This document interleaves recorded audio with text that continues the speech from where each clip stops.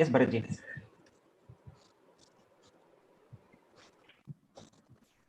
Good evening, respected members. I invite you all for this ACA's regular meeting on GST, latest updates, latest developments, and COVID-19 related issues. We have among ourselves our own member, CA Ganesh Prabhu, who will be addressing us. I now hand over the proceedings to Mr. President for his welcome address. Hello, everyone. A very happy evening to one and all. I hope and wish that all of you are in fine health and are happier than earlier. It gives me immense pleasure in extending my warm welcome to all of you to today's webinar. A very special welcome to the speaker of the day, CA Ganesh Prabhu, who incidentally is our own member too. I want to share here that today morning, CA Ganesh was a speaker in a seminar organized by SIRC also. In spite of this, he agreed to address all of us. I sincerely appreciate you, Ganesh sir, for your love for our association.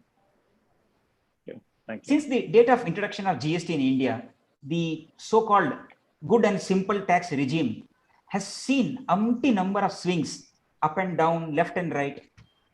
Even during normal times, when such swings were there, since the outbreak of COVID-19, it has underwent much more changes. Some due to proactive approach by government and some due to industry demands. However, COVID-19 has also posed several challenges to business houses as regards implementation of many of its provisions. For example, due to lockdown, suppose I have rendered service from home during, say, March 2020. Now, how do I raise invoice within a prescribed 30 days time limit since the invoice book is at my office? Again, I had claimed an ITC on account of an input. The payment to the vendor was supposed to be made within 180 days. Suppose due to lockdown, this could not be done, and hence, now there is a dichotomy whether to reverse the ITC or not. There are several such issues. The speaker of today's webinar, CA Ganesh Prabhu, being an expert on the subject, will take all of us through various latest changes in GST and challenges due to COVID-19. I welcome you once again to this webinar, sir, and everyone, which I believe will be of good use to all of us. Happy listening, and over to Secretary CA Bharat. Thank you, President sir. I now give the pleasant task of introducing our speaker of the day, CA Ganesh Prabhu, to Mr. Jigar P. Dave.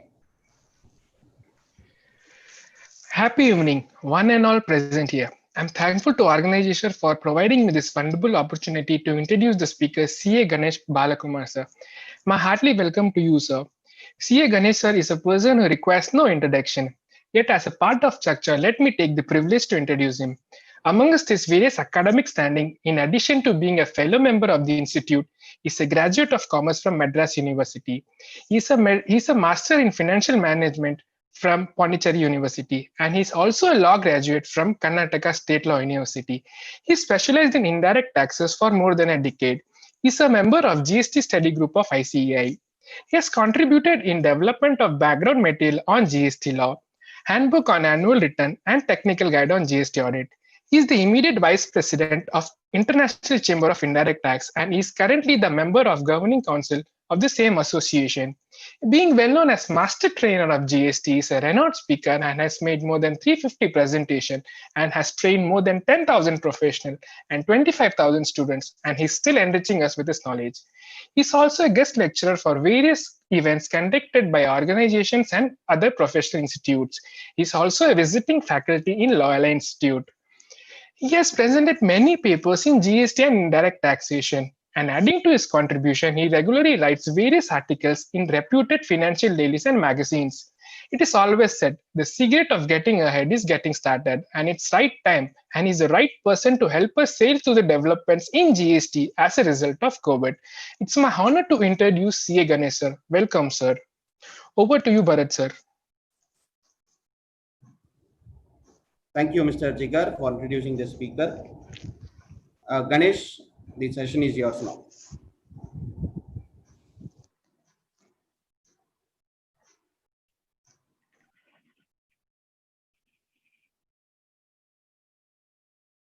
President of ACA, Secretary, Treasurer, Office Bearers, and past presidents, uh, in particular the past president, CA Rajendra Kumar sir, uh, all the learned members present here. Very warm good evening to one and all present here. It is my proud privilege to be connected in this challenging times, no doubt, on challenging times, on this kind of facilities which has been provided to us in terms of sharing small knowledge which is always available with us. Uh, when the president initiated that a session has to be handled in terms of GST on latest development and COVID related issue, let me be honest. When the president initiated, what are the challenges that we have? Are there going to be any serious issues? Of course, there are extensions of various dates and those related issues. Are we really having some serious issues? When we get into that thinking, over the last 3-4 days, uh, various thoughts gets into my mind, followed by different way in which where originally we won't read in that fashion. Yes, the methods or the changes, everything is being redesigned by us. We have been thinking on different grounds, different matters which we have not thought in that way. Almost we are going to close 3 years after implementation of GST. And as part of this 3 years, there were different challenges. No doubt it is a good tax. Let me repeat it.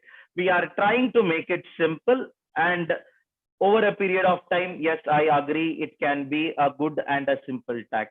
But points which are here, we never even thought various challenges like this would come. There would be an insertion into the act through an ordinance, a particular section, and through that particular section, various dates are going to get extended. All these were something new on the learning curve. Someone at a very initial level, being all those learned senior members, but for them, all those others, new members, may make their differences between the ordinance and the act. How an ordinance and an act is different, and how this section is going to take in lead of it. Now, I have segregated the whole discussion into two ways, where initially about 45 minutes or so, I'll try to get into various aspects of COVID related matters. And we have a regular update over the last 2-3 months, small changes that are being made. Maybe we would have passed through all these changes at different media streams, but all that we will consolidate and refresh it at one go. As part of this COVID, though the initial due dates are all getting extended, specifically, a tax ordinance was passed by the government, and there Section 8 of the Tax Ordinance Act, followed by it there a section is getting inserted into the GST, which is Section 168A, where Section 168A gets inserted, gives a special power to government, where the government can extend various due dates in certain circumstances as part of force majeure.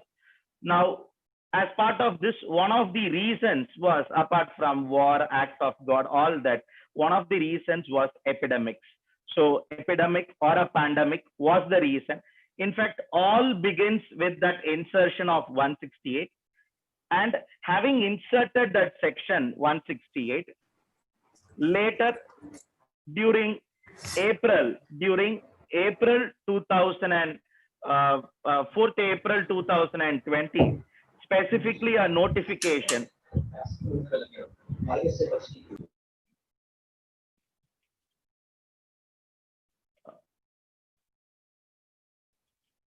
Ganesh, you continue. Specific, yes, I received a sound, that's why, yeah, yes. Specifically, a notification was issued, and that notification came out and laid down that from 20th of March till 29th of June, every date is going to get extended to 30th June.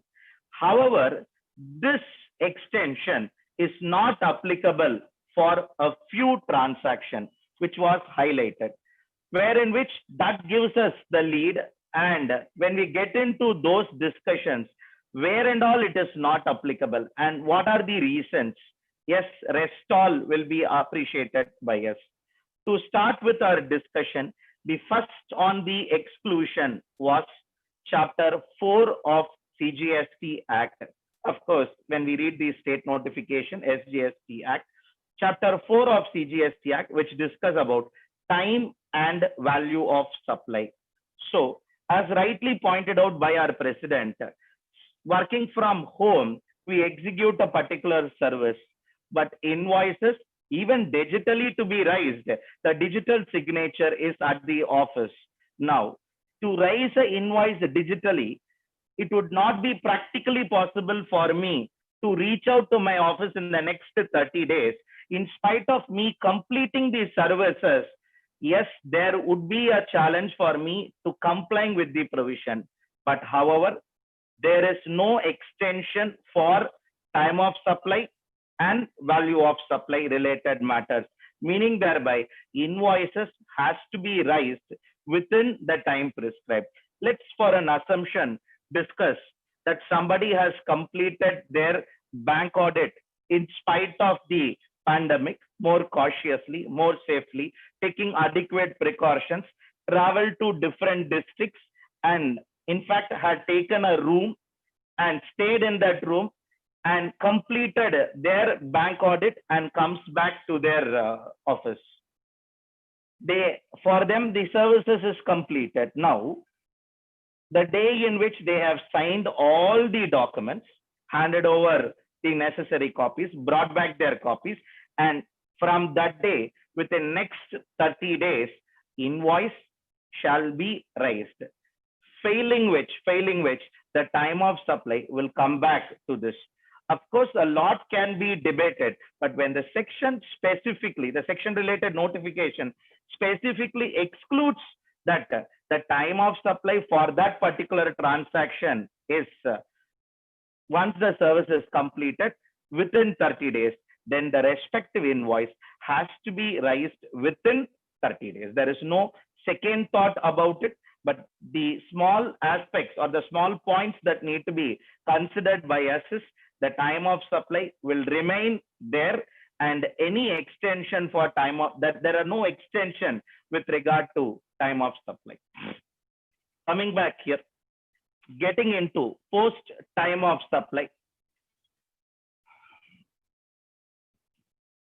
the matters relating to composition levy, where if in case there is a possibility that a person's time limit for the purpose of a person who's crossed the threshold of 1.5 crores and he ceases to be a composition levy person instantly as per section 10(3) of CGST Act, then he cannot cite reasons of this specific extension which is being given, whereas that person exactly on the same day will turn out to be a normal levy person. So in spite of those challenges, yes, of course, this would be a rare case. This would not be a regular aspect which is to be carried out, but there is exclusion for 10(3) specifically.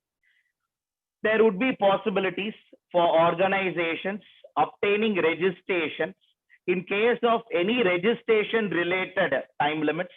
More specifically, applications for registration related time limit, there are no extension in case if an application is filed and at the other end, if the government office is functioning, yes, within the due date, the respective applications has to be approved. So when we carefully note, the extension is given for many aspects, but not on account of certain other aspects.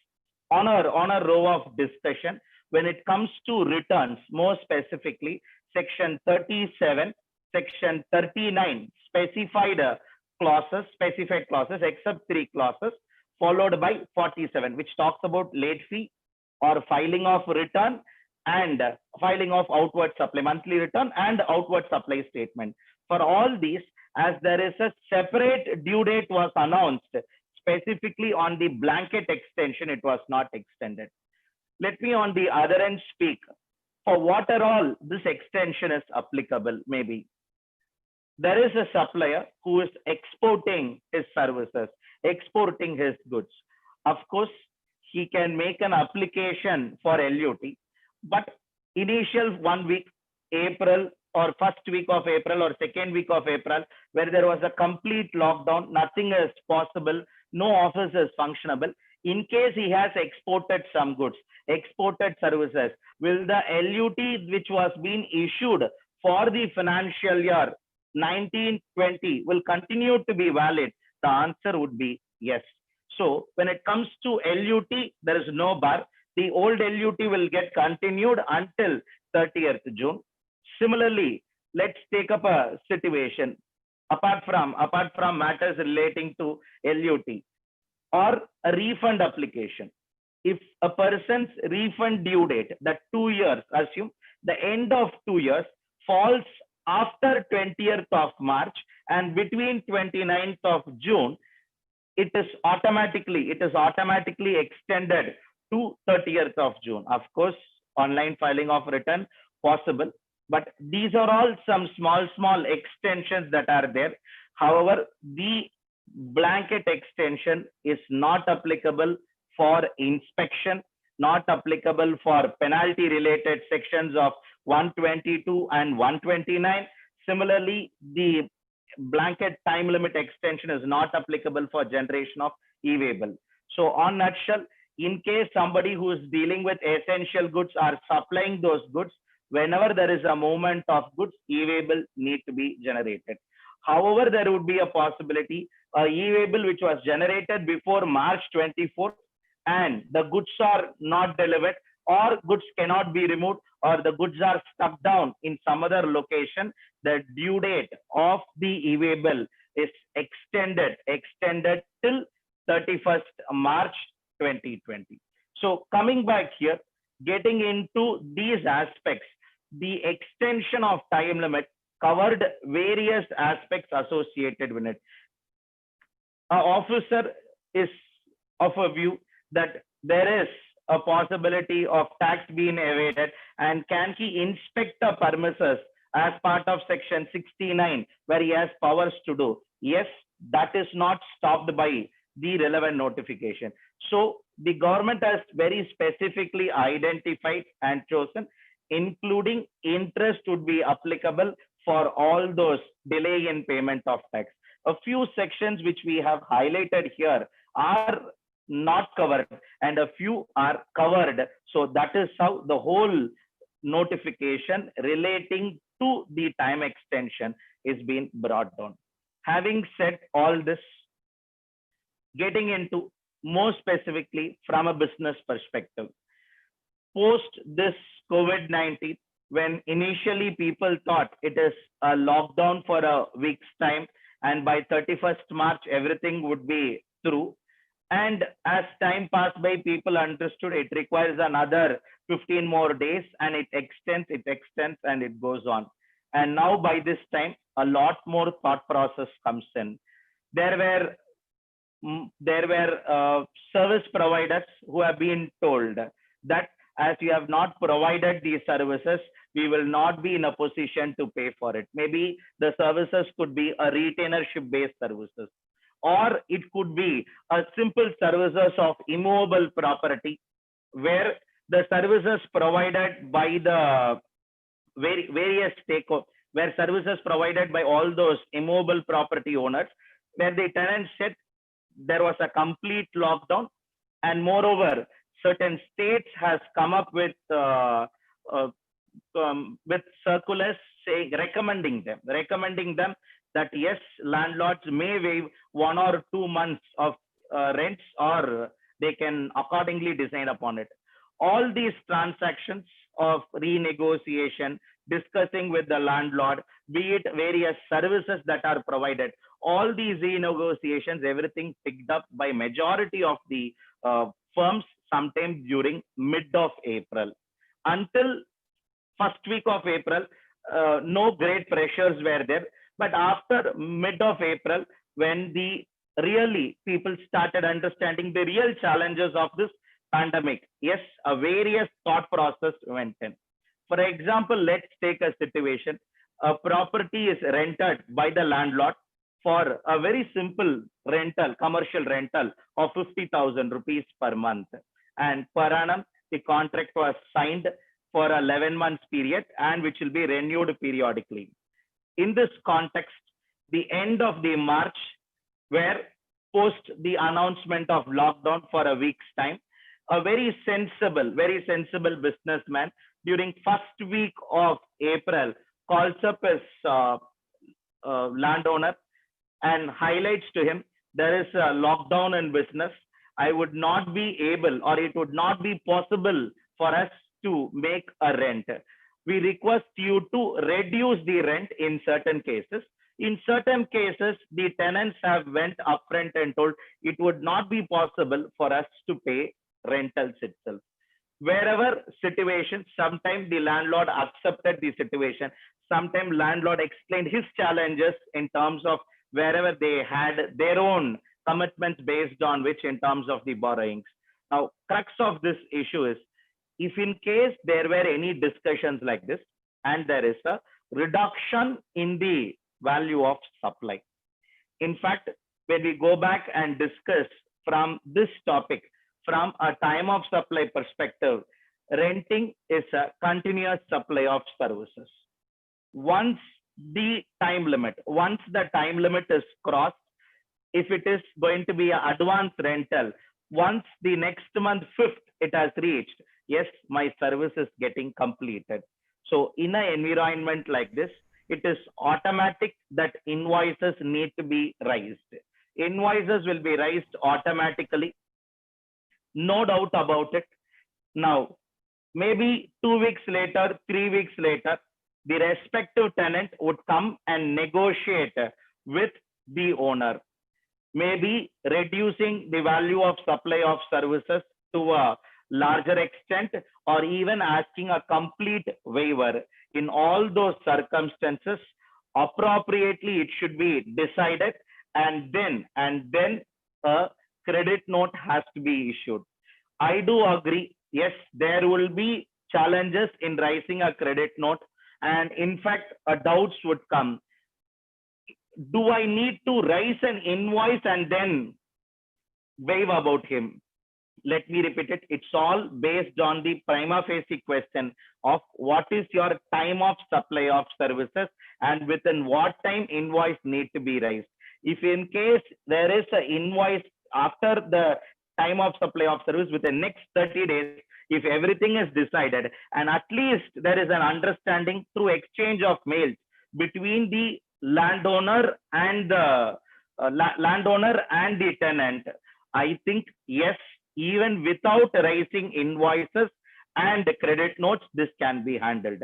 To the contrary, in case if there is an exchange of, if in case there is invoices are raised and subsequently if all is being decided, yes, we have a interpretation which can be held.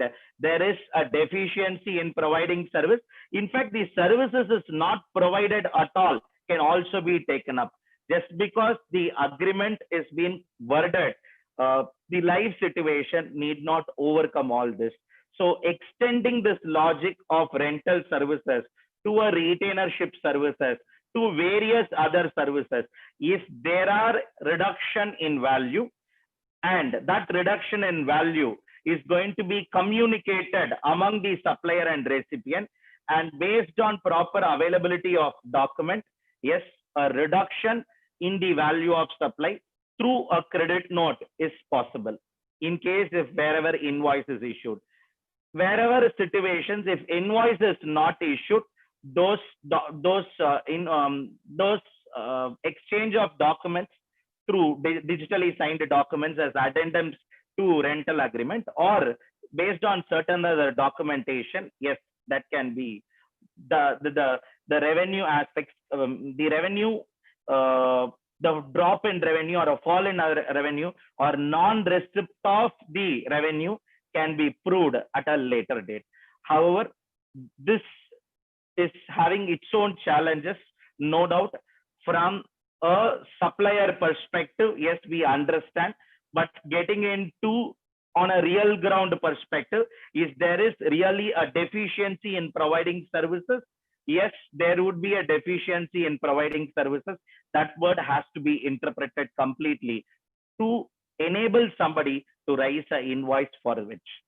Moving forward, on aspects wherever invoice is raised and credit note subsequently issued, or be that as it may, in case of all those wherever transactions, invoices are not issued, nothing is issued, yes, a waiver of a particular rental or waiver of a particular service charges, consultancy charges, yes. Because of the COVID, whatever goods that are procured earlier by the supplier are returned back as they don't foresee a foreseeable future to sell it, or because it is a perishable item, or various other reasons. If the goods are returned, on all those returned goods, yes, the credit note can be issued. So these are all broader aspects in terms of the revenue aspects associated with it. More specifically, getting into transactions on the procurement end. COVID-19 taught, or I'll rephrase it, lockdown has taught us many things. Lockdown has taught us virtually we will come, sit all together and discuss many things. Lockdown has taught many people can function more effectively from home. In fact, lockdown has only taught us many people can function from home also, which they are not functioning, or their process was not functioning in that mode. Coming back here, in terms of COVID, one of the new terminologies was never except a very few people for a very few specified reason purchased sanitizers or mask in their monthly provision bills. I think at least for the next 3 months, a house will purchase sanitizers. Every house will purchase sanitizers. Every house will purchase the soaps. There were days where people questioning if a person wash 6 seconds late, why your soap is so weak. Today, no one would question. Everybody insists, wash your hands for 20 seconds. Today, certain corporate organization spends money on disseminating a knowledge of that the hands should be washed for more than 20 seconds. Now, coming back to all this discussion, bringing an organization which went live post this pandemic, where they sanitized their organization. They bought hand sanitizers, hand sanitizers, related tools, thermal scanners, masks, which will be given to the employees who gets in and work, followed by various other equipments which test them periodically before they venture in. On all these equipments, which are all equipments that are all today procured left, right, center by various organizations who are opening up their offices, on all these items will input tax credit be eligible?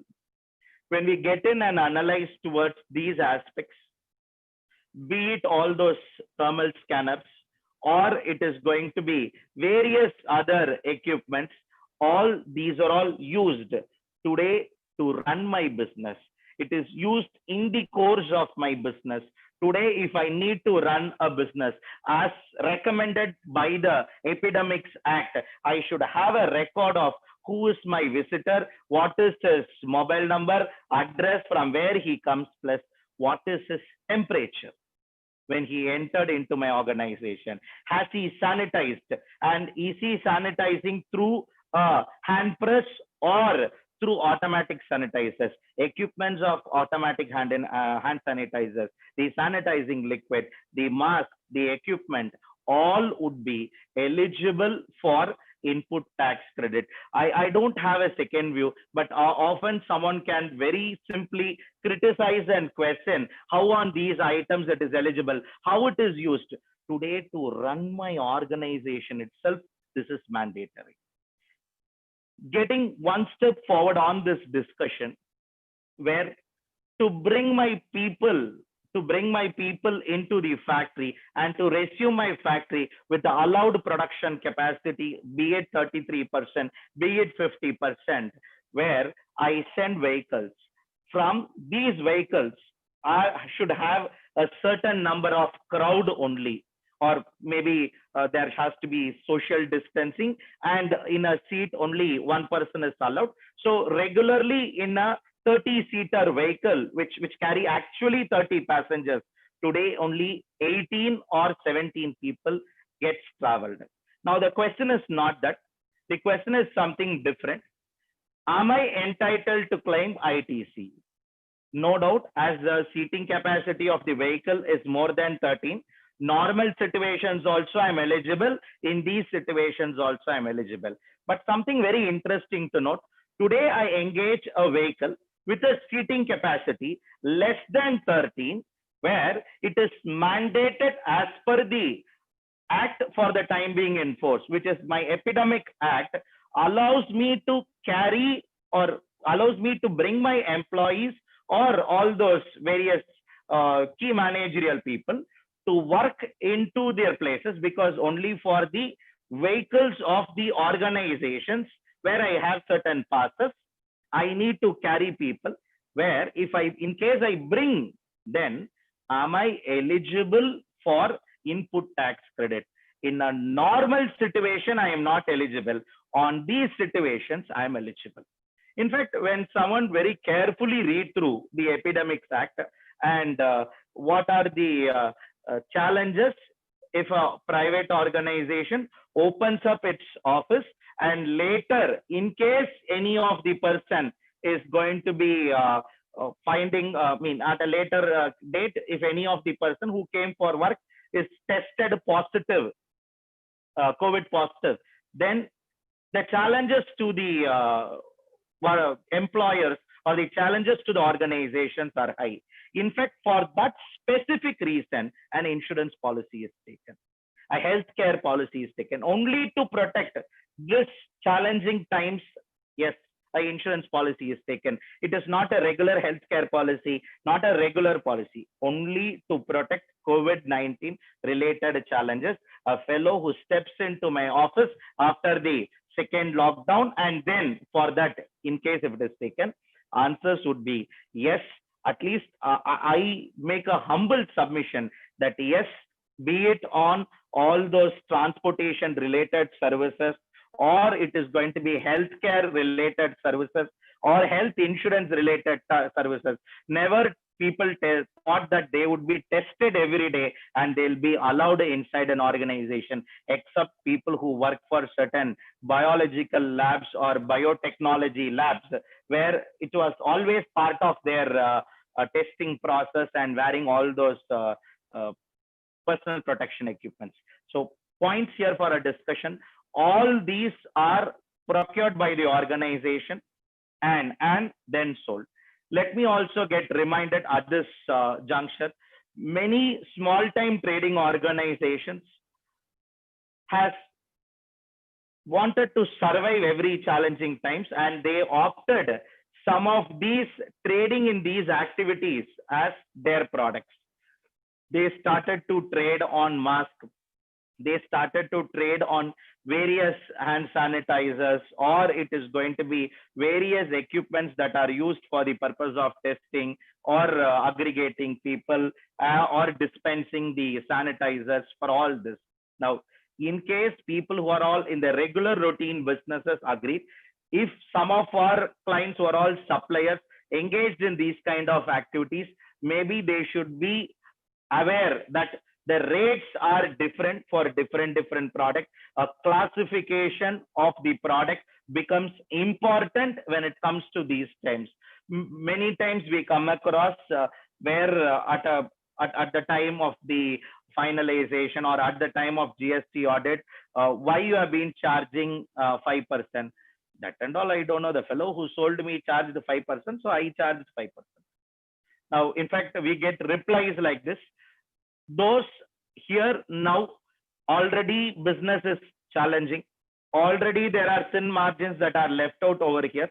In this circumstances, a wrong identification of rates will be difficult. So be it transactions relating to input tax credit, on this normal situations, it may not be available. Various questions can be raised out, can be raised in these situations, yes. Similarly, certain organizations as part of their CSR activities was involved in donations in kind through this. Maybe whatever product available with them was given as part of donation. Sometimes they procured and gave it. Two views always exist. A CSR expenditure made by them where the other party is going to provide them an invoice. Yes, they would be entitled to ITC, but straight away procuring an item and giving it to it will be tested from section 17(5) perspective. Yes, still it will take the characteristics of free issue. Free issue of that product or bought out product is going to be always a subject matter of question, which is always a subject matter of litigation, will be continued associated with it.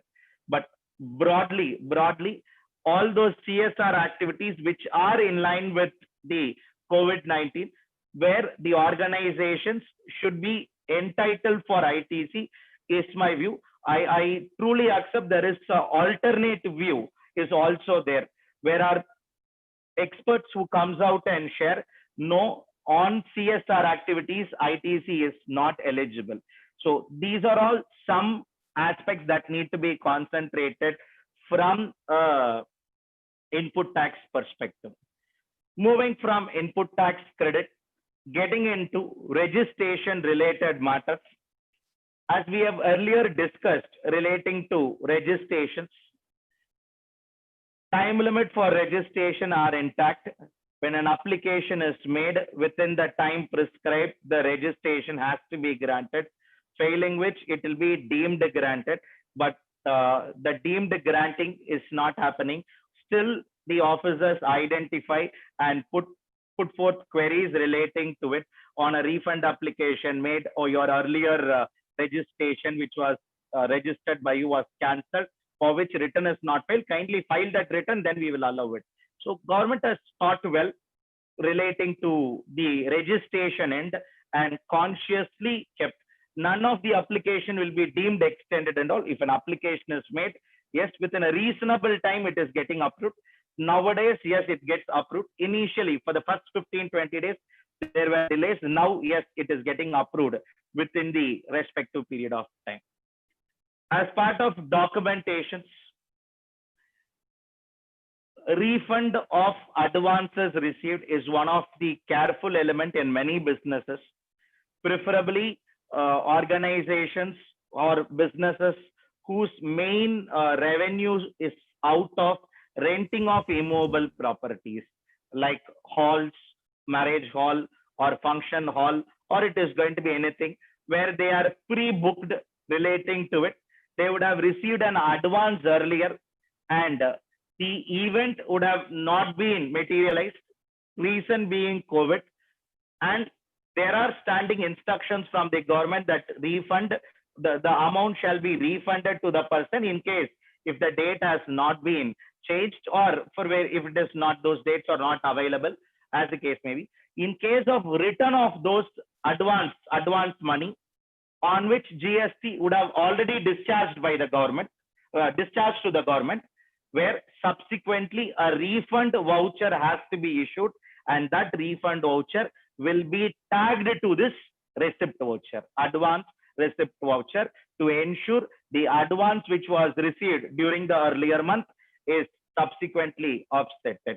So can I knock it off as I have not filed return, or I have a due date to file return? As a best practice, I would recommend this advances has to be paid for the respective month, and subsequently it can be adjusted with the subsequent payments would be a best practice. I do agree. Being a typical chart accountant, debit, credit, why can't I net it off? Yes, but compliance of the law will not be complete in those junctures. Moving forward from documentation related aspects, getting into accounts, audit and records. The section 35 audit, GST audit, which we all are aware, got extended. The GST audit was originally scheduled to be completed for the financial year 18-19, was originally scheduled to be completed on 31st March 2020, which got extended to 30th June 2020, and now stands extended further to 30th September 2020. So the final due date got extended to 30th September 2020. Plus, as promised in the last GST Council meeting, where the government has made a proviso to Rule 80 sub Rule 3, where in which they highlighted that any registered person's aggregate turnover does not exceed rupees 5 crores. For them, GST audit is not mandatory.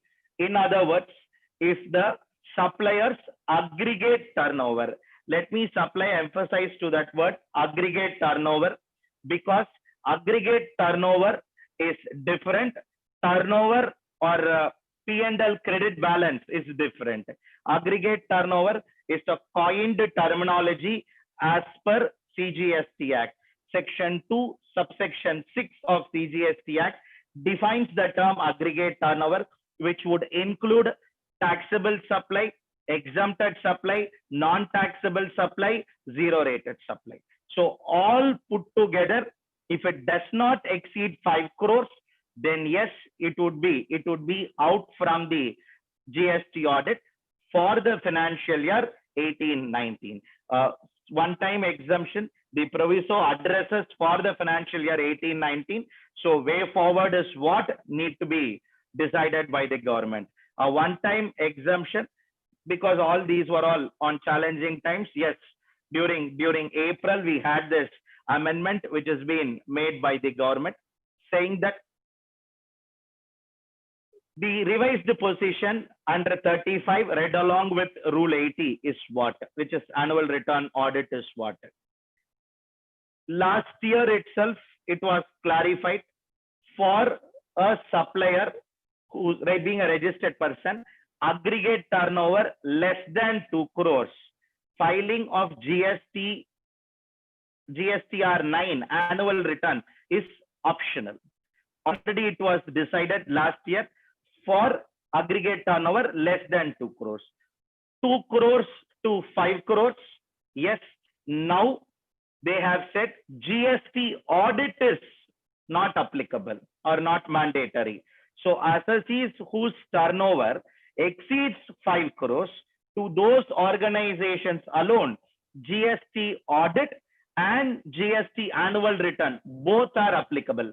In other words, Form GSTR 9 and Form GSTR 9C both will be applicable only to a person whose turnover exceeds 5 crores.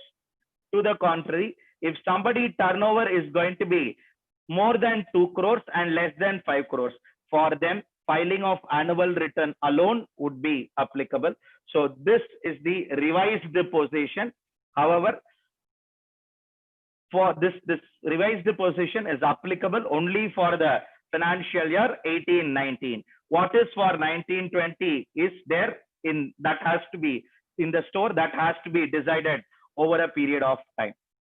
Similarly, with reference towards this, as usual, though for suppliers less than 2 crore rupees, filing of annual return is optional. It is highly recommended on the interest of the supplier. Yes, it may be filed by it may be filed by the respective supplier for a better compliances. And a very thought, well drafted decision taken by the government, because suppliers more than 5 crores, are a very small section of the society, or the very small section of the registered persons under GST. A very big volume of people are out from the compliances, and that was part of easing out compliance, or as part of ease of doing businesses. These measures was brought in the GST audit related matters. When it comes to returns, yes, all of us are aware the due dates of due dates of monthly compliance returns, various returns got extended till 30th June with different due dates.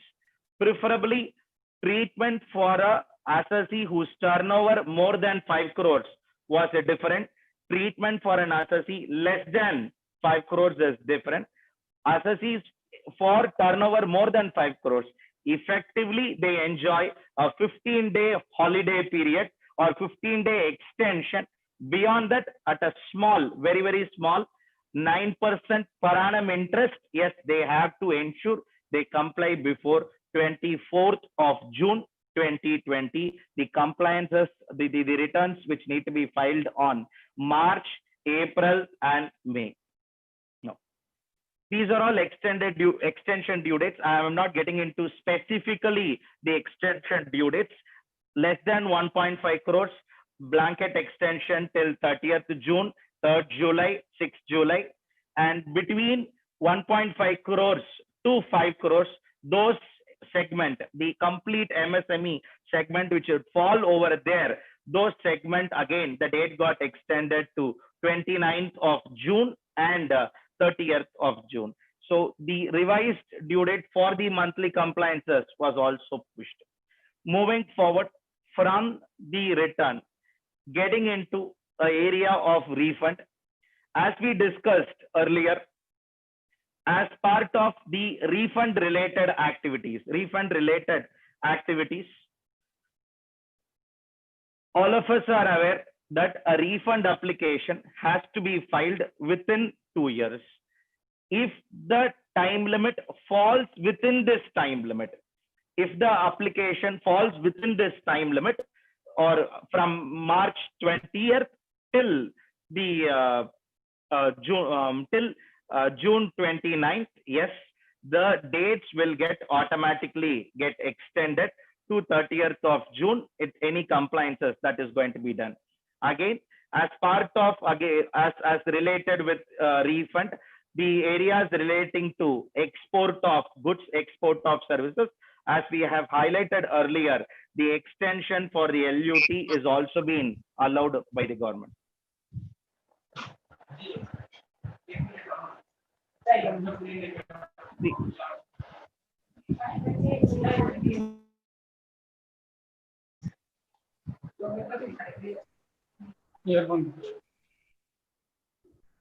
Continue, Ganesh. Yes, sir. The extension of the LUT is, as earlier we have mentioned, that will get continued without any thought, any differences. Can I supply the goods still with old LUT? A question that come up. Yes, no doubt. This the very specific notification issued with the powers of Section 168 specifically allows we can use the old LUT and do it maybe whenever possible, wherever assessee is out of lockdown and they have the necessary documentations. Yes, it can be done, because sometimes digital signature may not be available. Sometimes the respective mobile phone or some small hiccups were there. By and large, yes, people started now using their started obtaining new LUTs. In case if they want to continue, yes, they continue. There is not going to be, it would not turn out to be a non-compliance at least. Moving forward on the same refund related matters, on the refund, over this amendment relating to COVID is coming on the one end, silently a mandatory requirement placed on record was every person who is going to export goods and claim refund of duty as paid as IGST, they have to ensure that they get back the foreign receipts within the time prescribed by the RBI as part of FEMA rules. Somehow the government was, for a long time, this has been expected. This has been quite some time pending. Yes, as part of refund, a new rule is getting inserted where 96B gets inserted, wherein which it is mandatory, or the person who gives an LUT gives a further declaration that yes, he will get the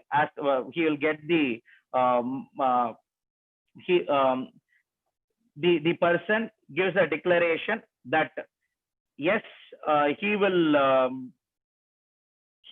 ensure that he receives the money within the time prescribed as per the FEMA Act, because as part of various frauds that committed on these lines, government come up with various provisions that they were not in a position to get the foreign receipts within the time prescribed.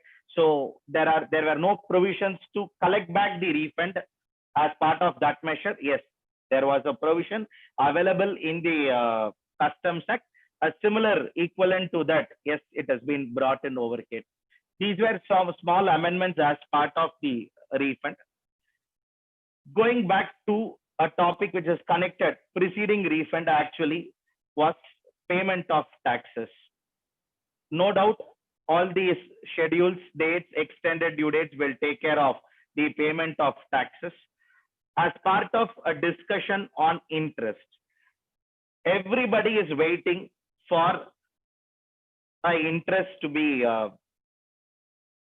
notified by the government with retrospective effect, because though the entry was inserted, a proviso was inserted below section 50 subsection 1, the proviso was not notified, and often this debate whether the section 50 subsection 1 interest is applicable on the gross tax liability or net tax liability. Different views floated. Different professionals took a different view. A few professionals took an aggressive view. It will be only on net tax liability. A few of them were conservative, said nothing doing. It's logical. The model in which GST operates, yes, it would be treated as gross tax liability. All this was brought into, started with Hyderabad High Court's writ application disposal, and ended with Madras High Court decision on this. Of course, later Kerala High Court also confirmed that it will be calculated on net tax liability. Something very specific to discuss on this aspect was, government has confirmed in the latest, the last GST Council meeting. However, notification to this effect is still pending. If it comes, no doubt, we all agree, yes, it will be only on net tax liability. But the issue is not on that.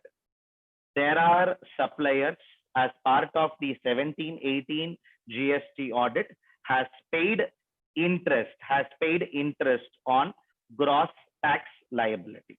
Now, those respective suppliers can claim refund, is the question before us. Let me repeat. If tomorrow, no doubt, this will come with retrospective effect because the last council has given a promise. Now, will they be able to get money? Will they be able to get their refund back of interest alone? I'm more concerned about interest, because there is going to be a provision with retrospective effect by the government. At that time, can they make a refund application under section 54 and claim back their refund? Will it be possible for the organization? When we go back to this discussion, let's assume supplier A and supplier B. Supplier A had a GST liability, gross tax liability of ₹1,00,000, and supplier B also had a gross tax liability of ₹1,00,000. followed by supplier A had a ITC of 60,000 rupees, B equally 60,000 rupees. Both of them failed to pay tax within their due dates. Supplier A paid the interest on entire 1 lakh rupee for the number of days delay in payment of tax. Supplier B, various indirect tax regime over the last 30 years under VAT law, over the last 15 years under excise law, I was been paying only on net tax liability. I will pay only on net tax liability. His reason was very simple. Never I have paid on gross tax. You don't ask me gross tax and all. I will pay only on net tax. There was a third limb of supplier who settled everything through ITC. He had 1 lakh rupee of ITC. Sorry, he has 1 lakh rupee of tax liability and 1.5 lakh rupee of ITC.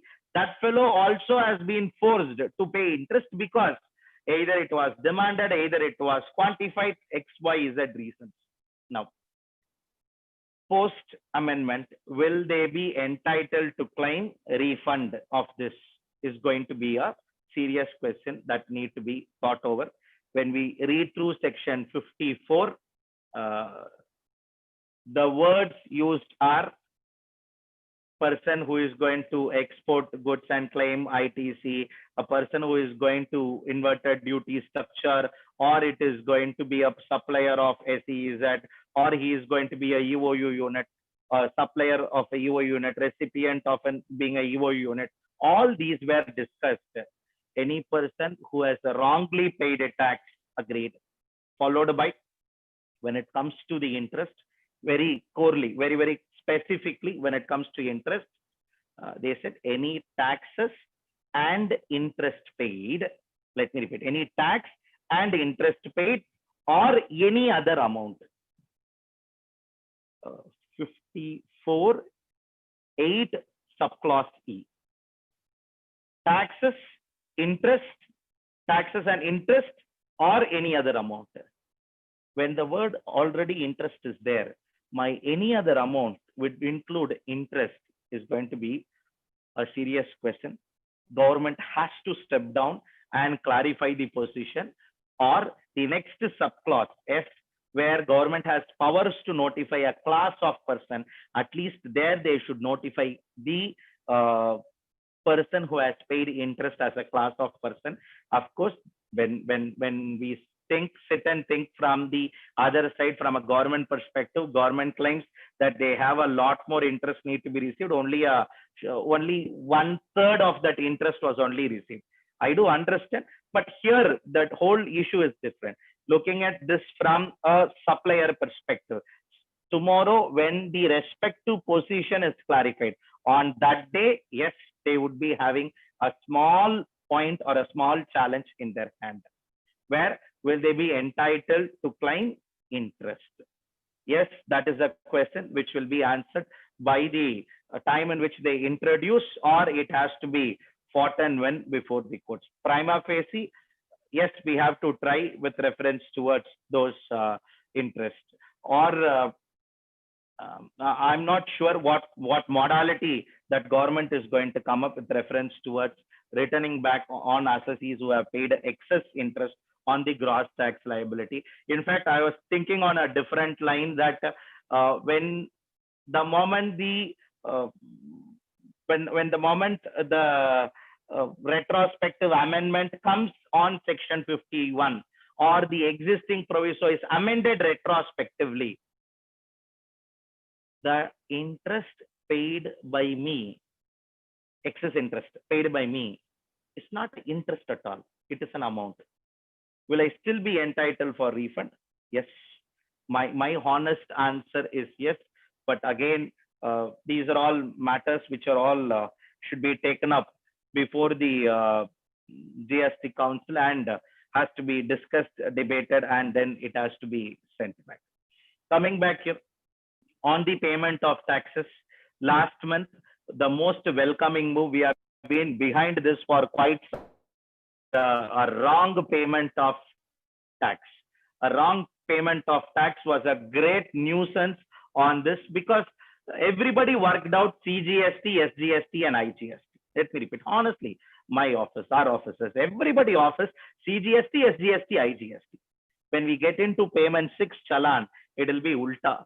CGST, IGST, compensation plus SGST. I understand 10,000 rupees, 5,000 rupees, 3,000 rupees. Okay. 7 lakh rupees, 12 lakh rupees, wrong head payment. Instead of taxes, it was paid in interest. Instead of late fee, it was paid in interest. Instead of interest, it was paid in late fee. Or instead of tax, there was an interchange. Now, for all these, they went to refund, and the refund application, yes, they have received. I'm not denying. I would not deny a fact. Yes, a lot of cases we have received cash refunds. But this move of PMT 09 is a welcoming move, the most awaited move, wherein which the money can be transferred by the person, the pending amount, from one minor head to another minor head, or from a major head to the other one. So within it can be changed, or major heads it can be changed. PMT 09 is a welcoming move which need to be tested by us. And again, similar expectation from the government was excess payment of tax and excess payment of tax and a wrong payment of tax, both. Now let me repeat it. There were situations once the GST audit was completed, many organizations landed up at excess payment of tax because of a reason that intrastate supply was treated as interstate, interstate supply was treated as an intrastate. All these confusions were happening in and around among them. So at the end, when we draw the respective years 9C reconciliation, we landed up at an excess payment of tax. Wherever cases they are within the time limit, within the time limit of 2 years. Yes, within that time limit of 2 years, wherever cases which are all been there, necessary refund applications were filed. Now, how to take up with these refund applications? Whether refund need to be granted in cash. When those thoughts were there and cases where genuine delays were there, we were all requesting you return back this credit, or you send back this credit, or you send back this excess payment of tax by us as a input tax credit through PMT 03, a form, so that the money is credited back to our accounts. Yes, that move was accepted and necessary amendments are being made. In case there is a wrong payment of tax, in case there is an excess payment of tax, yes, those credit can be transferred by the officer back to the electronic credit ledger by way of PMT 03. These are all the welcoming moves relating to those changes that are being brought in spite of COVID related. But apart from COVID related amendments, on one end, these amendments which we are all waiting for it as all got amended was on the other end.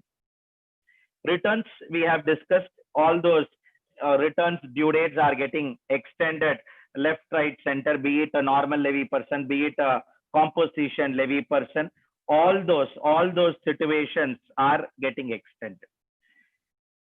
Section 68 discuss about right to inspect goods when it is in transit, where a particular document has to be held by a person. Again, section 68 is the lead for rule 138, which is e-waybill. With reference towards e-waybill is concerned, e-waybill in times of COVID-19 for movement of goods, whether e-waybill has to be generated. The answer would be a very simple yes, e-waybill has to be generated. There is a movement of goods. For that movement of goods, yes, a document which is evidencing movement of goods, this e-waybill has to be generated. Relaxation for section 68 is not available. The only relaxation was wherever the e-waybill was raised earlier and the movement has not commenced, in those invoices alone, they have extended the validity of the e-waybill. Let me repeat. Usually the validity of e-waybill is connected with the kilometers that is going to travel. In spite of that, for the first time, they have extended the validity of e-waybill from the earlier date till date. So that is in terms of amendments relating, that is in terms of discussion relating to 68 read along with e-waybill. A fraud or a suppression of facts in case committed during the pandemic period, yes, officers have power. Officers have power to inspect that location, seize records, search the location. All that powers are with them. That powers are kept intact and outside. Nothing much has been moved associated with it. These are all the broader changes that are being made relating to the GST, and various other aspects of this are being touched up.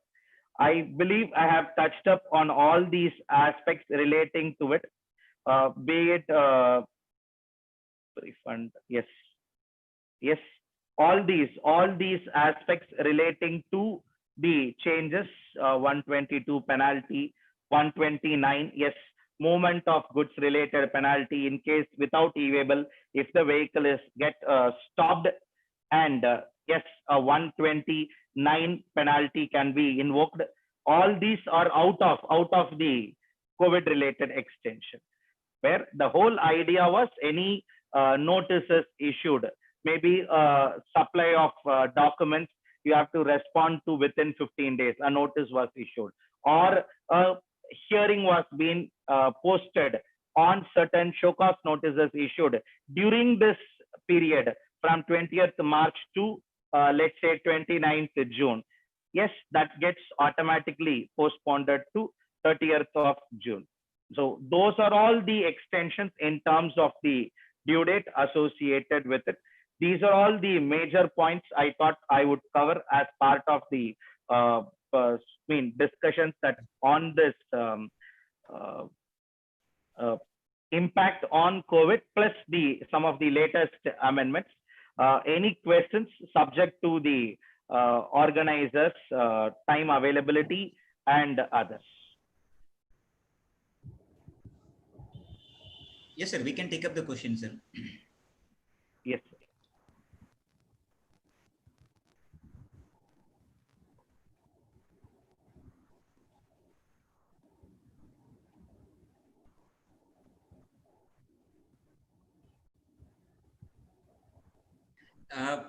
Ganesh sir, can you also throw light on the recent AAR's contradictory judgments on these directors' remuneration being taxed under RCM basis?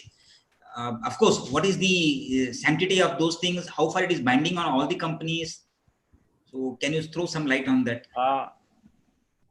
My humble submission: Rajasthan AAR, followed by Karnataka AAR. I do understand meeting is live, recorded. I want to be very clear. Many challenges are there. When we go back and read through this this reverse charge mechanism related to directors' remuneration, services supplied by a director, in relation to services supplied by a director to a company, the respective company would be liable to pay tax under the reverse charge. And that is the prime entry related to it. The recent AARs are of different extreme. A AAR will come out and say, no, salary paid to a director is a supply of service leviable to GST, and the respective company is liable to pay tax under reverse charge. Now, I'll give a small brief for this. This issue is not new. This issue has been there from the service tax days when they introduced during 2012 the reverse charge for the first time on directors. In fact, at that time, a very clear communication was given both by MCA as well as the service tax department earlier. MCA department came out and told that because of the service tax, you are going to cross some threshold of that 1% of managerial remuneration, 3% of managerial remuneration, which was available at that time, which is not available now under the Companies Act. Now, at that time, if service tax is going to, because of service tax, it is going to increase, don't be bothered. That need not be taken care of when it comes to a clarification given by MCA. So that is an indirect message that it is going to be paid only on an independent director or a non-executive director. An executive director who takes care of the day-to-day affairs of the company, in my humble view, is drawing a salary. When for the purpose of Income Tax Act, it is a salary. For the purposes of PF Act, it is a salary. And for all the other purposes, deduction of TDS is under section 192. We are going to give him a form 16 for the purpose of deduction as a part of compliance of deduction of income tax. When all this is done, again, calling him back as no, the money paid to you is not a salary. What is paid to you is a professional fee, or you are engaging in a service. You will not get fit under Schedule 3. I am personally not agreeable to this view. In my view, salary is excluded. The words used are wide enough to cover. Maybe his basic is more than, his basic salary is more than the limits prescribed under ESI Act and EPF Act, so that a deduction of ESI and EPF is not warranted. In fact, I am a person, I'll go little aggressively that to say that just because ESI and EPF is deducted only, it need not be treated as salary. Even without deduction, yes, it would be treated as salary. The challenge is we have certain matters still that are pending. And however, we also have various decisions under the service tax law, which comes out and says salary paid to a director is not liable. I can only highlight here one more issue associated with it. Today they are saying salary paid by the director to the company. The respective company is liable to pay tax under reverse charge. For a minute, think. The building belongs to the director. Director's only source of income was salary from the company and the rental income. But for it, he don't have any source of income. For a minute, think. From the being a startup company, he draws a salary of very less. Let's say about 8 lakh rupees only he draw. And as rent, he draws another 6 lakhs. I also want to be clear that his aggregate turnover does not crosses 20 lakhs. In this background, are we trying to say that director is providing services to the company, then the company is liable to pay tax? Then fundamentally, I have a serious doubt. Then to whom are we going to give this 20 lakh rupees threshold exemption? When we start taxing everybody into this limit, I think that question is still lacking. That is not a right way of interpretation, is my personal view. I am of a view that yes, reverse charge in terms of director services are liable for GST as long as if it is a independent director. Maybe it can be a professional fee paid to an independent director, as otherwise called as sitting fees, or it can be a commission paid as a percentage of profit, which some of the bigger, larger companies and the listed companies do. Yes, that is liable, no doubt about it. Now, when it comes to taxing the director remuneration salary in their hands, is not agreeable, is what is my personal view. I have two questions here. A question from Karthik. Sir, can you throw some light on claiming refund on inverted duty structure? We are unable to file the refund application due to technical issues in GST portal. I'm not sure about what is the technical issue, Mr. Karthik. But my point here is inverted duty structure. If in case you are entitled for a refund as part of inverted duty structure, yes, you can go for it. But why? What kind of technical issue?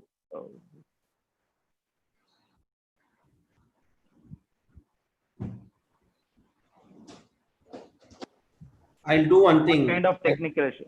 I'll unmute Mr. Karthik Karthik is so that he can ask the doubt. Yes. Yes, sir.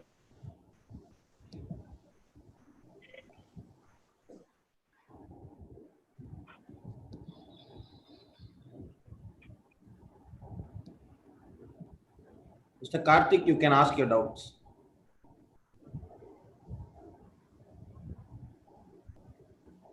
Can you hear me, sir?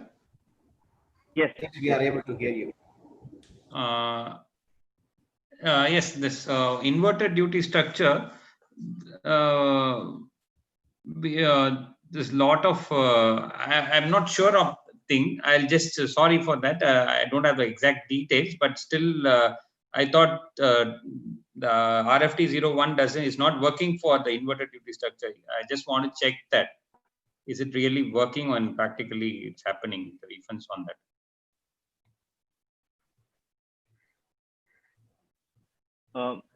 No, it is, sir. As far as the inverted duty structure is concerned, your purchases are at a higher rate of tax. Your purchase of goods is going to be on the higher rate of tax. Your supply of goods or sale of goods is going to be on a lower rate of tax. At that time, you will make an application for it. But for all those goods which are prohibited for the purpose of refund, here at this juncture, the inverted duty structure net input tax credit will be restricted only to those related transactions and only on the goods. If it on the services related input tax credit, you will not be entitled to claim. That is the that is the clever drafting of the formula, that indirectly they are restricting only on the net input tax credit on the goods. That is to put it in a different way. When it comes to accumulated ITC, when you make an application for exports, when it comes to exports, your net ITC can be only on input and input services. It cannot be on capital goods. So capital goods ITC has to be accumulated and claimed through other routes only. So when it comes to the inverted duty structure, the refund is restricted only to the inputs. If that be the case, if you have in that month you don't had enough credit, or while filing, if you don't have enough credit, maybe you'll have a restriction in filing it. Otherwise, I don't think there should be any difficulty or a challenge in claiming the credit, sir. Right, sir. Thank you. Tarun, yeah. Thank you. Tarun Kumar, yes, question. Rule 37 of CGST Rule 2017, reversal of input tax credit in the case of non-payment of consideration, whether any relief is available for these suppliers. Thanks for reminding me, sir. I just now thought of one more point to be appreciated here also. I'll take it up one after the other. Rule 37. A supplier fails to pay. A supplier fails to pay his recipient within the time prescribed, which is 180 days. Then yes, no doubt he has to reverse the input tax credit. That is not the challenge there. Along with interest at the rate of 18% per annum. Now, points for our discussion. By looking at the current environment, by looking at the current scheme, I don't find the due date is going to get extended. Separate representations are made. I'm aware that there are certain separate representations made that are made. Maybe that would come out and highlight during this period if in case the payment is made. As of now, there is no specific relief available with reference towards Rule 37. One another point which I get reminded about when Rule 37 is discussed is the reconciliation of ITC, which was mandated as part of 36(4). Rule 36(4) mandated that ITC need to be reconciled, and of the eligible ITC available by the supplier on the date of filing return, on that maximum he can claim only 10% as provisional basis and proceed with filing of return, where that was given a relaxation for the month of Feb, March, April, May, June, July, August.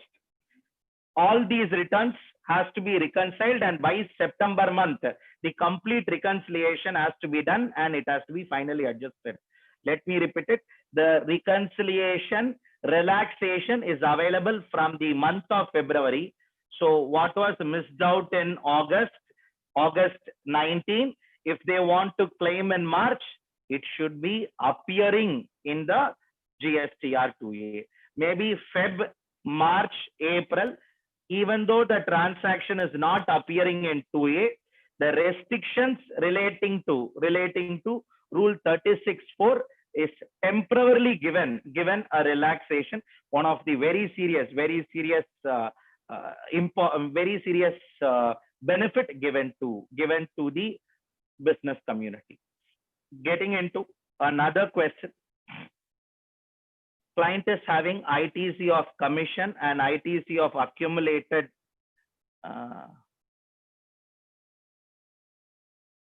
client is having this question by Sumit. Client is having ITC on commission and ITC is accumulated after output set off of supply of utensils. Can this be treated as inverted duty structure? Client is having ITC of commission, accumulated set off, and refund can be claimed. You want me to unmute Sumit? Sumit? Yes, sir.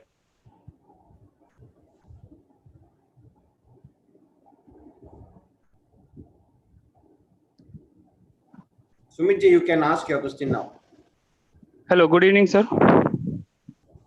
Good evening, Hello. sir. Yes, sir. Yeah. Actually, the client is having business of steel utensils.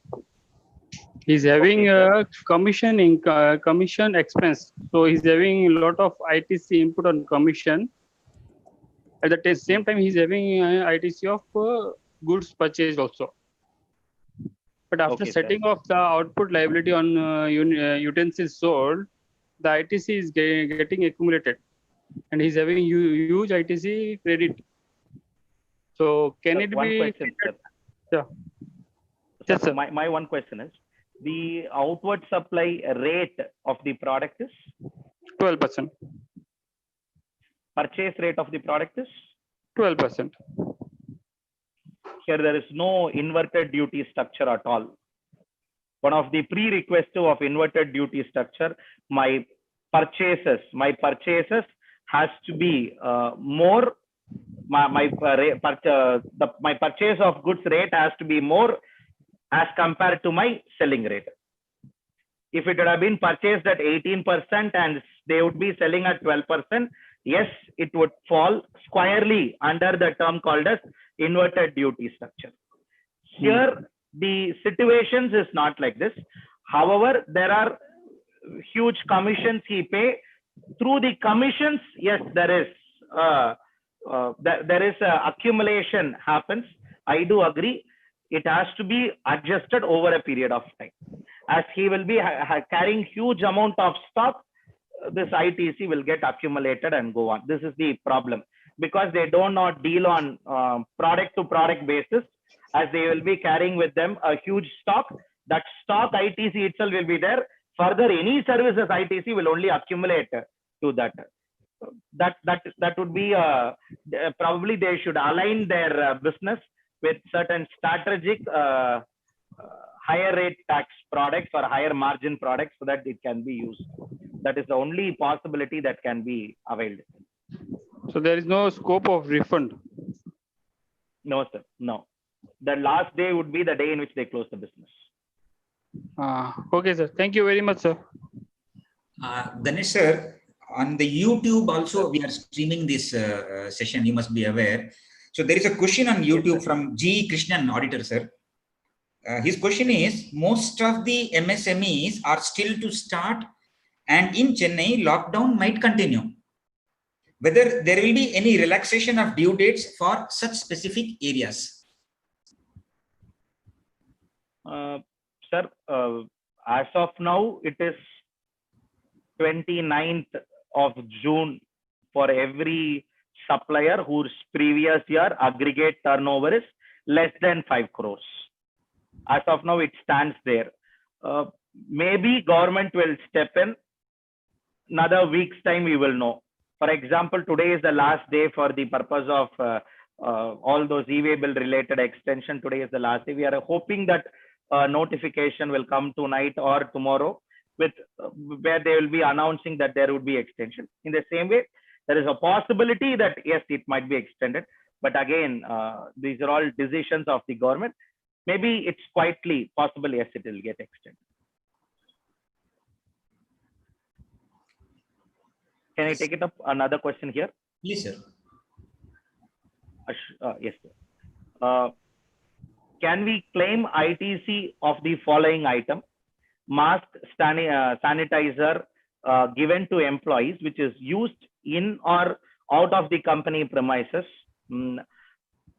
Inside the company premises, no doubt, yes. Outside the company premises, again, I think, yes, that should be there, because today's necessity is that he has to be taken care not only inside the office premises, he should also be taken care at the home. I still get reminded there were factories which keeping it little specific, Chennai-based two-wheeler car manufacturing factories, car parts manufacturing factories, on the evening when they send their employees to their home, they used to give a snack packet, so that the people at home will expect not only the father who comes by 5:36 to his house, also we're expecting what snack the father is going to bring. Today the situations are changing. Today fathers who goes out to factories, comes back, comes with sanitizers, masks, say this, maybe yes, so these are all new challenging environment. These has to be tested. This is the expenditure of a business. It's used for the furtherance of business. Okay, even if it is not for the furtherance of business, it is in the course of the business. Today, to run my business, this is needed. I think a strong yes, there is, and ITC has to be claimed in terms of mask, sanitizer, and everything.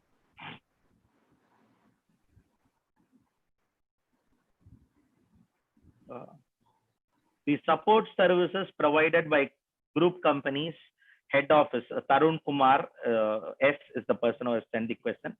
The support services provided by group companies, head office to branch office, by way of setting up of IT infrastructure and capabilities to work from home of employees. Support services provided by group companies, head office to branch offices. Bharat ji,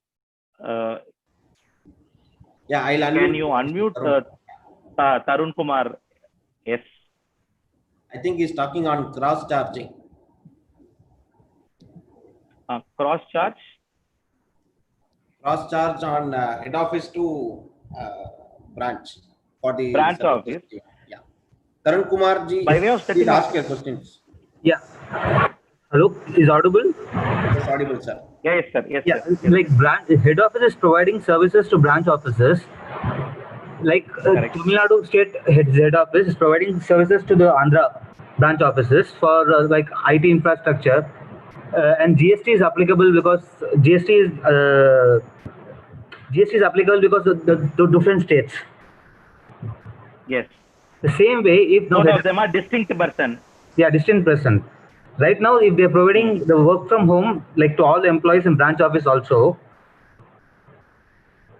other Okay. branch office. So now whether this again head office has to bill to branch office for GST for providing the No. services. Last point is Last point is what?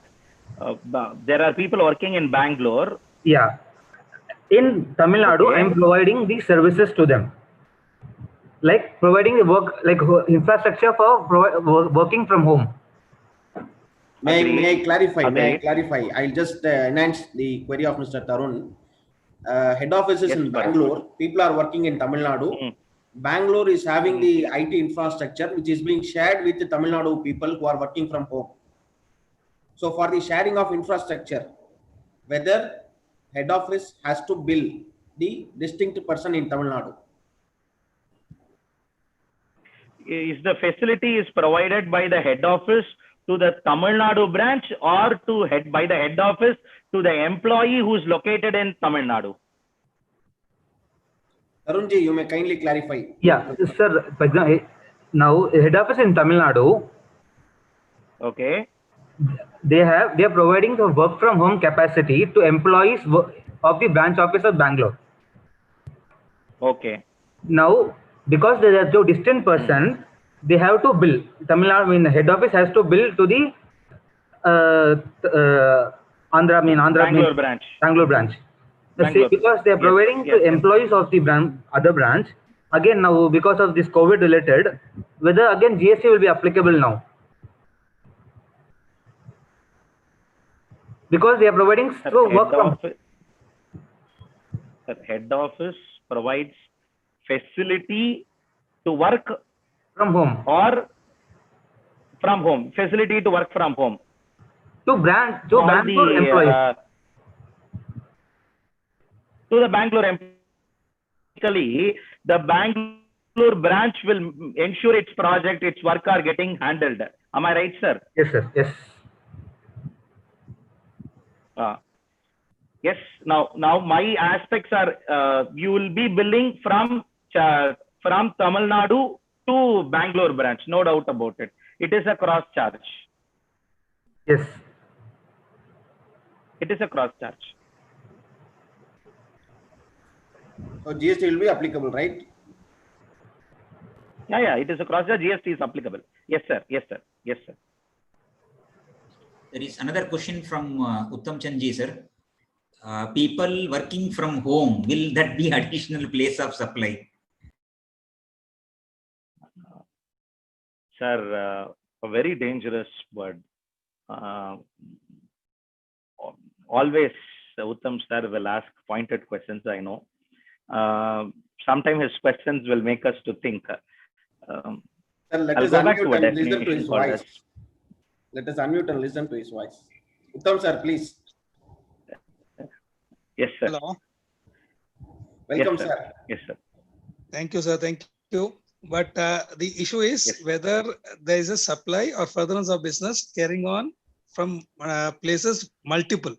This is a practical issue which they should have come out and said that this is not additional place of business, because the entire question which was going around to earlier this was linked to this. Correct. Sir, my point here is these individuals who work or these people who work are working from home, no doubt. The technical expertise, the necessary resources are in-housed in that location. But they are all working for a person, a supplier. That supplier may be located in a different location. Now, when we look at the privity of contractor, then each of the individual employees, work from home places, in each of the individual employees where they work, that will not be treated as an additional place of business, is my view. as they are all employees who work for the employer in their designated roles. In case if it is going to be contractual payments, yes, no doubt, it would be treated as an additional place of business. But for a normal organization, a software organization, or any other organization where they are providing the work from home facility to their employee, it would not be. No, this time the respective organizations, being a concerned promoter's organization, he moved substantial server or other aspects to his home and kept in his home and runs from there the whole business itself. No doubt that would be treated as additional place of business. So in whose perspective, Uttam Sirji, you want to discuss this? It is from the perspective of both the supplier as well as the business doer. For example, for many people, they have taken their server itself to their home. They have carried the server itself to their home. So number one, that was, and many people have started using their garages or house to keep or store the material itself and then started doing business. Correct. Sir, if they use their garage, yes, sir. Yes, sir. You complete, sir. Sorry, sir. And the third one was the because of that cross supply, the supply can happen from anywhere now. Work from home, that is the issue. Work from home, so he may not be at home also. He may be in the terrace. So that itself, for example, I am in a flat. So I am in a terrace. Terrace is, I am only a co-owner there. I am not the owner at all. So these are practical issues which are there, which may trigger into some controversies later on. Definitely agree with you, sir. From an employee perspective, I don't think so it would be tantamount to an additional place of business. But a chartered accountant who has pulled his server from his office and put on his server into his house, and people over all his staff gets virtually connected through remote facilities, and the server is up and on. He as well as his complete team is working completely over the last complete lockdown. I personally think the house has to be registered as a additional place of business, because there exists a technical manpower and resources. So the requirement is, yes, no doubt, technical manpower, a fixed establishment, and all this comes into place. Everything comes, yes, it would be registered. An amendment in the GST registration itself is required, but where the challenges of, as you rightly said, sir, the goods are stored on the garage, and an officer comes for inspection, sees the goods that are stored in the garage, and there is about 3 lakhs, 4 lakhs worth of goods is there. Officer can deny, have you additionally registered this place? Without additional registration, how you are storing the goods? Why can't I invoke section 122 and levy penalty? The whole discussion will begin from it. Technically, yes, be it a chartered accountant who work from home, yes, preferably proprietor-based organizations, not only chartered accountants, any proprietor-based organizations, if they satisfy that technical fixed establishments definition, then yes, the registration is required and it would be treated as a place of business. Sir, again in YouTube, there is one continuation query. This is Renuka Murli. In continuation of Mr. Sumit query, this client will have eternal ITC since it will be always more than the tax payable. Is that fine, or should it be written off in books?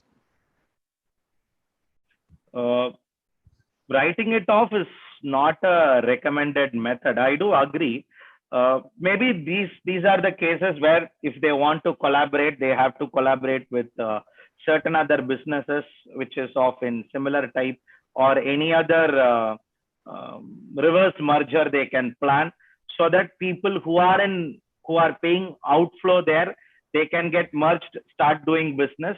Maybe a win-win situation we can foresee. If they are sure that they will not receive or they will not use it at all, maybe at that time it can get adjusted. See, my opinion, Kishorji, here is actually it is not that they are selling their goods at less than their cost. They have huge stock. They have 5 crore rupees stock at any point in time, which means 5 crore into that respective rate of product tax is always a eternal ITC to me. When I will stop holding a stock of less than 5 crore, my business has to come down, or I consciously put an end to the business only in that way. So that will be a continuous fact which will be running. And transaction like this does not merit for a inverted duty structure. Maybe as part of small learning exercises, we can go for it, give it a shot. But technically, when we analyze, it would not be called as an inverted duty structure. I think there are no more queries. Bharatji, can you come on the line? Video? I'm online, sir.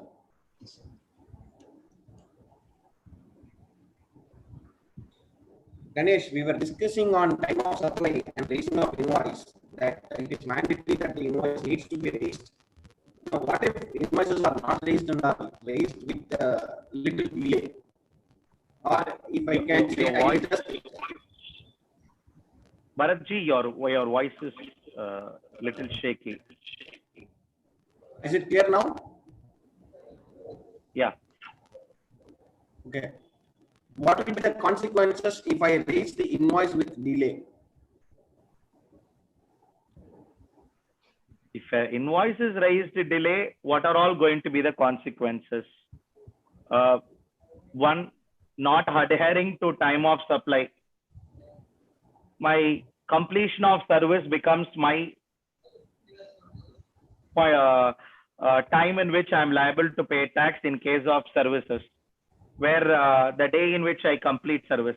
Again, that number is going to be a number which is going, sorry, that date is the date that is going to be decided by the supplier and recipient mutually. This was the day in which service is completed. Once that service is completed, within next 30 days, invoice need to be raised. If invoice is not raised, one, straight away, I am not complying with the provisions of the Act. Tomorrow, an officer would say the day in which actually invoice raised, they would be paying taxes. For the differential period, interest will be demanded. Maybe a general penalty can be invoked, unless and otherwise the issue is so serious. For a non-compliances of the time of provision supply, a general penalty is possible under 125. I don't foresee any other great consequences. Differential period interest and penalty are the only consequences that I see. If it is substantial and large, because this is the issue and it is substantial and large, maybe at that time, yes, we will have the invocation of 122 coming into play. It is going to be a one upon a time transaction or rare transactions. Can you be specific if you have something in mind, Bharat? What will be the entry that you are at least thinking of? No, it's just relating to payment of tax and filing of returns and the consequences which I have just elaborated now. No, I was expecting if it is from a chartered accountant perspective, retainer perspective, consultant perspective, or any other small time businesses whose not billing is not very crucial, because drawing of that line itself is a line of completion of services largely decided by the supplier and recipient in many cases. For all that it is said and done, it is easy to say the moment you sign a balance sheet, everything ends. But actually, in many cases, signing of a balance sheet is not the completion of an audit itself. For example, for a statutory audit, signing of a balance sheet is not completion. My audit has to be accepted in the board and then they have to give a clearance completely. Maybe, of course, someone can take a different view on this. As completion of service is different from services to services, this should not be a very challenging point, but for interest and a general penalty, I don't foresee any challenges in front of us. Sir, can I raise a doubt, sir? Now I got a doubt. Yeah.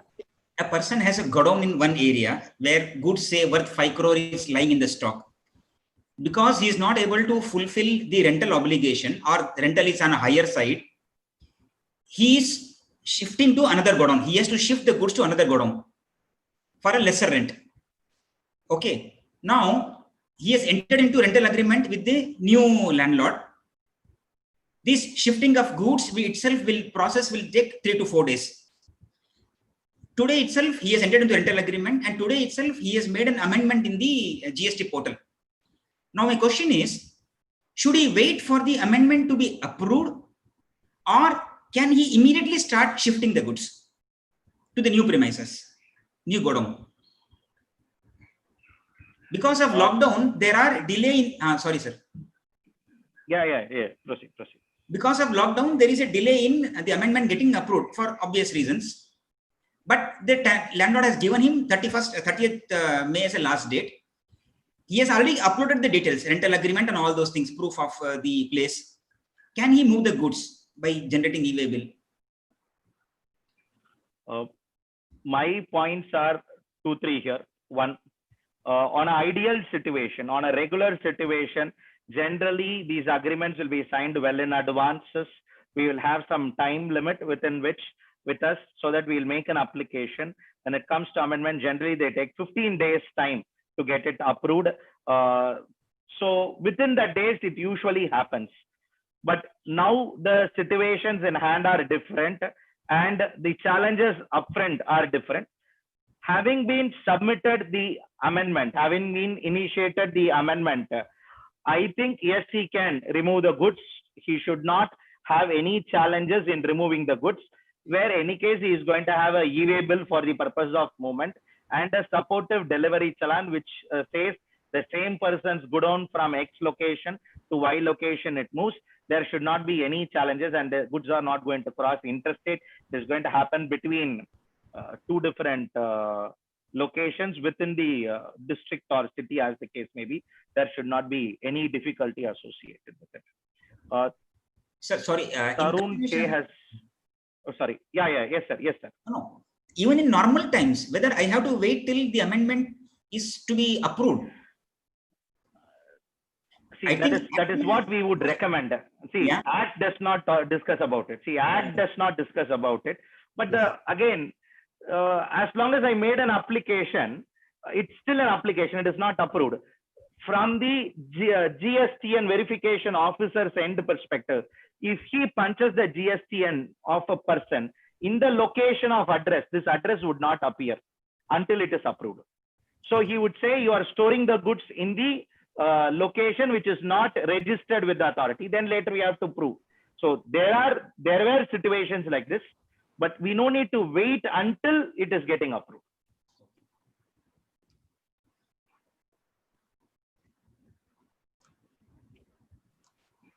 Section 17(5), goods whose shelf life has expired during lockdown period, ITC is blocked. Could you give any relief? Could any relief be provided for them? But for reversal of ITC, I don't think so. Any Tarun K's question. The issue is something like this: the shelf life of the product is expired because of the lockdown period. So ITC is blocked. As usual, there is no outward supply in connection with it. So obvious reason, 17(5), ITC will be blocked or associated with it. Followed by another question: during COVID-19 situation, a registered person who is not registered in dealing sanitizers or masks start doing so. Is there any issue? I don't find any a person who is already a registered person, Surender Ji.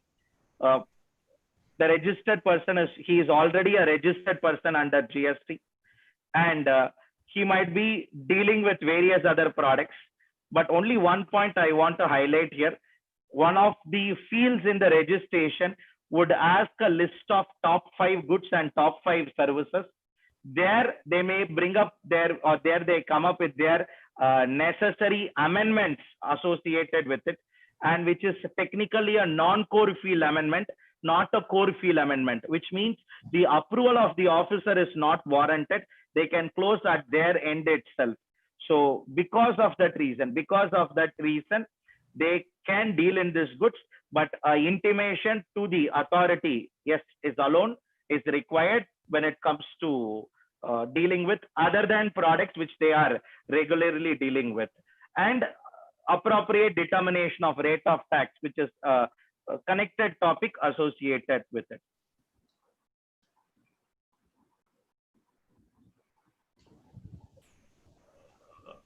Yes, sir. The next query is on just continuing with the Kishore sir's query regarding the change in place is only intimation. Why does it requires an approval? Change in place is an intimation, agreed. But I can store goods only in those places which I have intimated the government. Which is a registered. Only on those places I can store the goods. Sorry? Yeah, which is a registered premises. Yes. Only on a registered premises I can store the goods. In other premises, storing a goods in unregistered premises will make the goods liable for confiscation. So that is the reason it is always insisted that let the place get registered and then we can start accumulating the goods or storing the goods wherever it is one. That is what it is connected.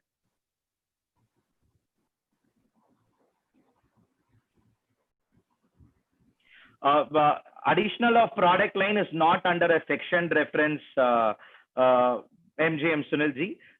Addition of products is on account of compliances under the registration formalities. That's all.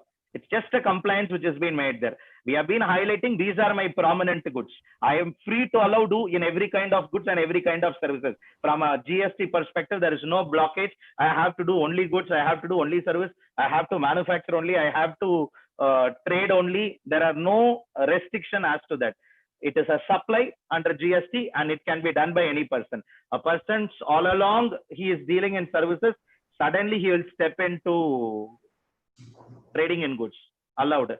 But as a matter of caution, all along, if everyone, when they look at you, they'll look at you only as your ITC will be less. Suddenly in a month, if the ITC is high, yes. No, under VAT regime, it was there. I agree. Under GST regime, no, there are no restrictions as far as the products are concerned. A company has head office at Mumbai, has registered branches, including windmills in Tamil Nadu.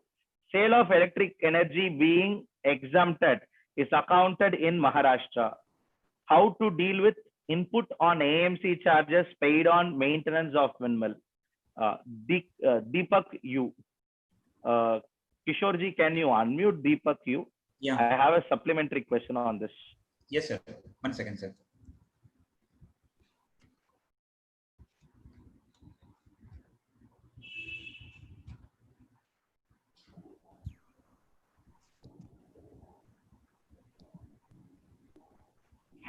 You can unmute yourself and ask your query, please. Yes, sir.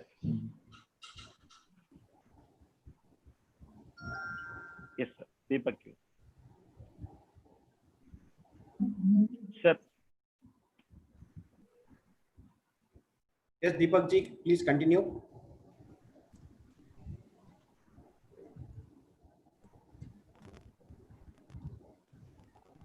Deepak ji.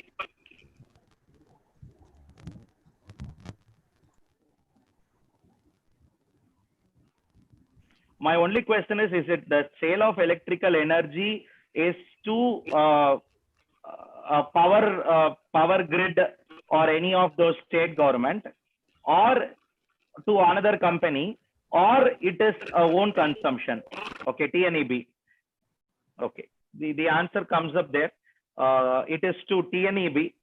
the ITC on the AMC charges would not be entitled for availment, as the sale of electrical energy is exempted. The complete AMC would be a cost as per section 17 of CGST Act.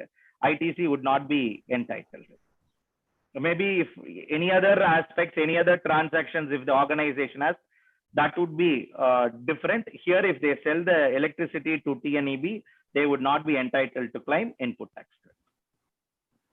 Sir, if it is for a captive consumption, then can I claim? Yes, if it is for a captive consumption, let's say it is a jewelry shop, well-established jewelry shop, has a windmill, and the electricity is shared to the grid. Though it is electricity shared to the grid, from the jewelry shop's electricity bill consumption, the amount of electricity generated will get reduced. If that be the case, it is captively consumed. At that time, yes, maybe it could be a manufacturing plant which has a windmill. From their manufacturing units electricity, if it is going to get reduced, at that time, yes, they are eligible. If it is a sale of energy to the TNEB or a sale of energy to private parties, which some of those wind power companies do, the AMC charges would be a cost, which is huge. Agreed, sir. Bharatji? Yes, sir. The queries, there are no more queries in YouTube also. Yeah. So can we conclude, Ganesh sir? Yes, sir.